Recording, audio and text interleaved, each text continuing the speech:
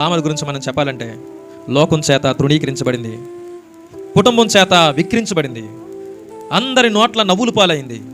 కానీ ఇశ్రాయేలు పరిశుద్ధ దేవుడు తనని ఏం చేయలే, విడిచిపెట్టలే. హల్లెలూయా. ఎందుకంటే తాను తప్పుడు త్రోవల్లోకి వెళ్ళడానికి అవకాశాలున్నా వెళ్ళలే.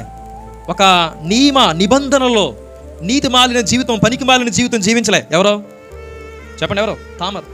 తిన్నని తాడి చెట్లాగా తన పేరుకు తగ్గట్టుగానే తిన్నగా జీవితాన్ని జీవించాలనుకుంది, వంకర మార్గాల్లో వెళ్ళకూడదు అనుకుంది. మొత్తానికి తను చేసిన పని ఏంటో తెలుసా? చెప్పండి. దేవుని ధర్మశాస్త్రం అప్పటికి రాయబడలేదు, కానీ ఆ ధర్మశాస్త్రం ప్రకారమే తను జీవించడానికి ఇష్టపడింది. ద్వితీయోపదేశకాండము 25:5 వచనం చదవండి ఒకసారి.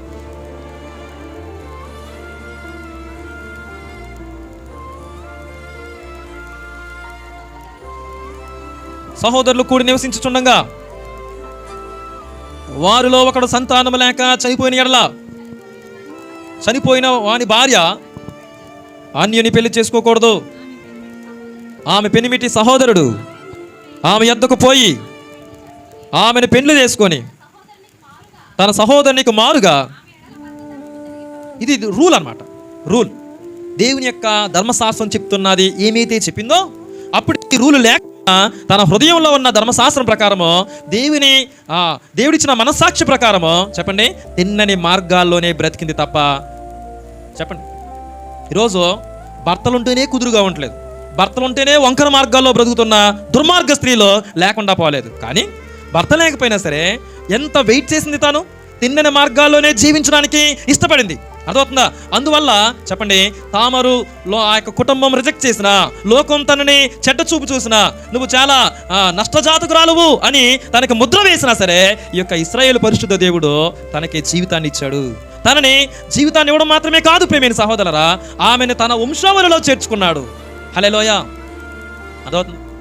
మన యొక్క జీవితాలు దేవుని యొక్క కనుదృష్టిలో పడాలంటే మనం తిన్నని మార్గాల్లో జీవించడం ప్రారంభించాలి. ఒకవేళ వంకర మార్గాల్లో పయనం చేస్తున్నావేమో, అర్థమవుతుందా? ఆ యొక్క ఓనారు వంకర మార్గంలో ఆలోచించాడు, అర్థమవుతుందా?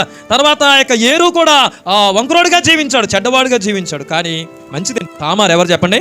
మంచిది, తిన్నని మార్గాల్లో జీవించింది. అందుకే దేవుని యొక్క వాక్యం సెలవిస్తుంది, వంకరి మార్గాలు ఈ క్రిస్మస్ సీజన్లో ఆ బాప్తిస్మిచ్చే యోహాను చెప్పిన మాట ఏంటంటే, వంకరి మార్గాలు తిన్నని మగాలి. లోకాసు వార్త 3:5 వచనం చదవండి ఒకసారి. లోకాసు వార్త 3:5.